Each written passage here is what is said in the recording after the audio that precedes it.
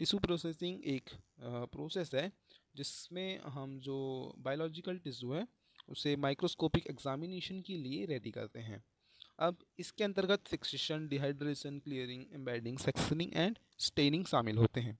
Type of tissue processing, हम इसे to type से जो है टिश्यू प्रोसेसिंग को परफॉर्म कर सकते हैं, एक मैनुअल और एक ऑटोमेटेड प्रोसेसिंग मेथड, जिसमें हम इस वीडियो में केवल मैनुअल मेथड को ही डिस्कस करेंगे। Tissue processing steps.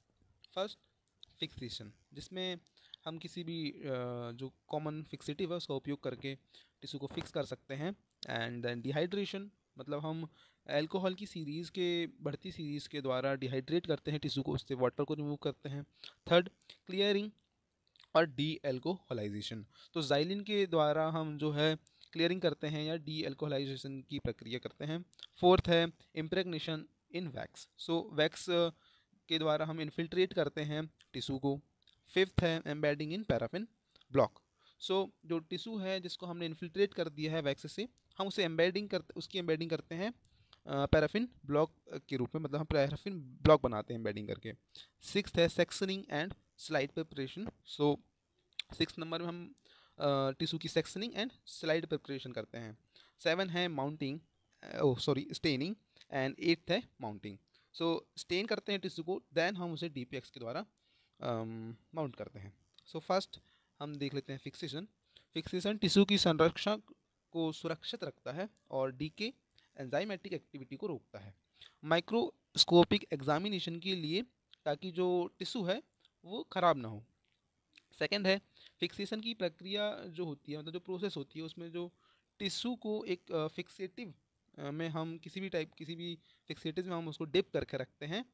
Most commonly तो फॉर्मेलिन, जो 10% फॉर्मेलिन होता है उसका उपयोग किया जाता है। सो जब हम टिश्यू को किसी फिक्सेटिव में डिप करते हैं तो उसमें एक प्रोटीन क्रॉस लिंकिंग होता है जो सेल की जो स्ट्रक्चर है उसे ऑटोलाइसिस पुट्रिफिकेशन से रोकता है। हिस्टोलॉजिकल प्रोसेसिंग व स्टेनिंग के लिए ऊतक की मॉर्फोलॉजी संरक्षित रहती है।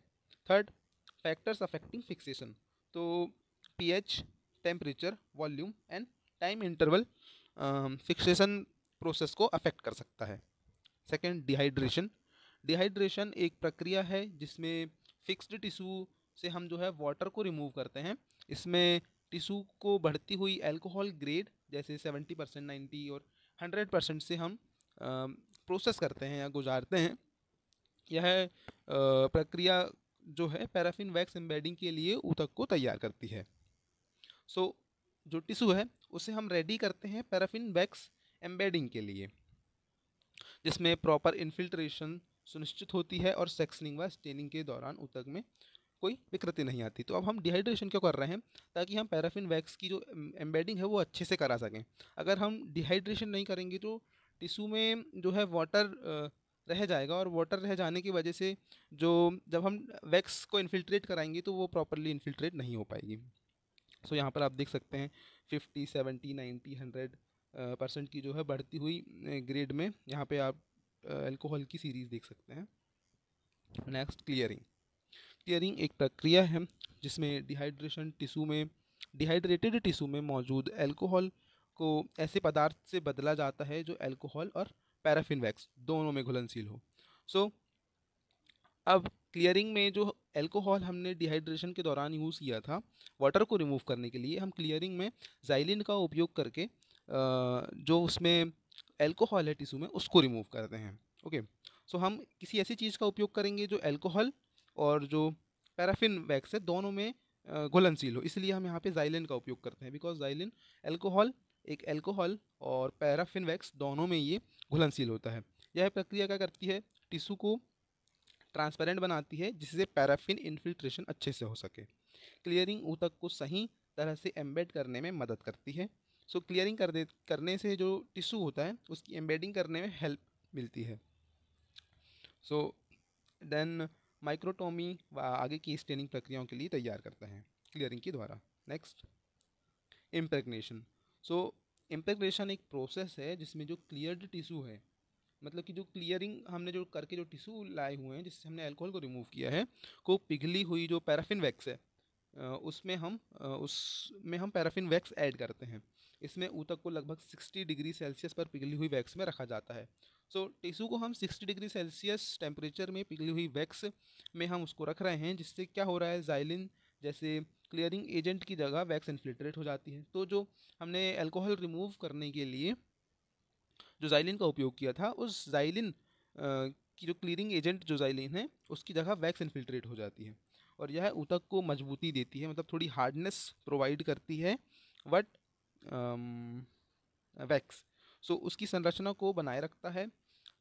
और आगे की एम्बेडिंग, सेक्शनिंग और माइक्रोस्कोपिक एग्जामिनेशन के लिए तैयार करता है।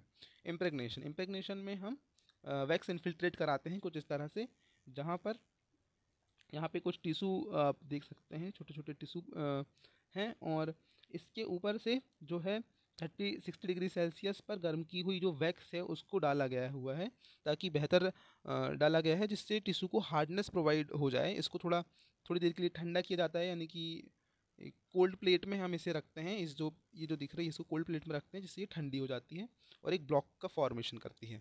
Next, embedding. एम्बेडिंग एक प्रक्रिया है जिसमें इम्प्रेगनेटेड टिश्यू, जिसको हमने यहाँ पे इम्प्रेगनेशन कर रखी है, मतलब वैक्स में टिश्यू को इम्प्रेगनेट कर रखे हैं। एंड देन एम्बेडिंग एक प्रक्रिया है जिसमें इम्प्रेगनेटेड टिश्यू को एक ठोस पैराफिन वैक्स ब्लॉक में डाला जाता है, ताकि माइक्रोटोमी के दौरान उसे सहारा मिल सके।